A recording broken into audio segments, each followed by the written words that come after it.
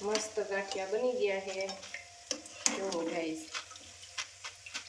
એકદમ મસ્ત વ્હાઈટ એવા બન્યા છે, તૈયાર હોય ને એ ટાઈપના જ। હેલો ગાઈસ, ચલો આજે હું વણેલા ગાંઠિયા બનાવું છું। તો તેના માટે મેં લોટ બાંધ્યો છે અને લોટ તે હું પૂણાવું છું। ચલો તો આવી જાવ વણેલા ગાંઠિયા ખાવા। હું પહેલી વાર બનાવું છું, કેવા બને છે આપણે ટ્રાય મારીએ। તેલ મૂકી દીધું છે, લોટ વણવાનું ચાલુ છે। પછી આપણે તીખા નાખશું, આમાં અજમા નાખ્યા છે અને ચલો તો આપણા ગાંઠિયા સ્ટાર્ટ થાય છે। હવે વણેલા ગાંઠિયા જો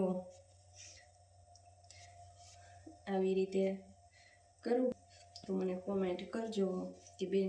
હેલો ગાઈઝ, આપણે જો વણીને ગાંઠિયા નાખ્યા છે અંદર, જોઈ લો મસ્ત બન્યા છે, એવું લાગે તો છે સરસ।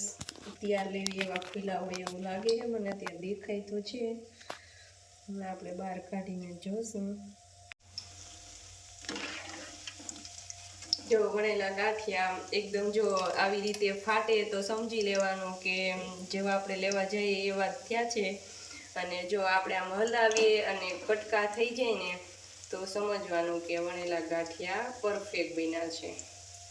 તો હવે આપણે ગાંઠિયા લઈ લેશું, ઉતારી લેશું અને મસ્ત ગાંઠિયા બની ગયા છે જો ગાઈસ, એકદમ મસ્ત વ્હાઈટ એવા બન્યા છે, તૈયાર હોય ને એ ટાઈપના જ।